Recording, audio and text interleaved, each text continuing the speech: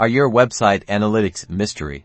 Let's dive into checking your Google Tag Manager setup, a crucial step for accurate data tracking and problem solving. First, navigate to the website page you want to check. Right-click anywhere on the page and select Inspect or Inspect Element. This will open your browser's Developer Tools. Within the Developer Tools, find the Elements tab. This area displays the website's HTML code.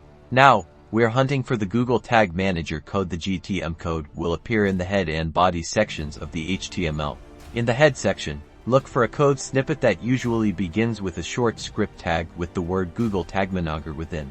Next, scroll down to the body greater than section and search for another script tag that looks very similar to the one in the head. This is a second part of your GTM setup. If you see both code snippets in both the head and less than body greater than sections, congratulations, your GTM code is likely installed correctly. For increased certainty, open your Google Tag Manager container.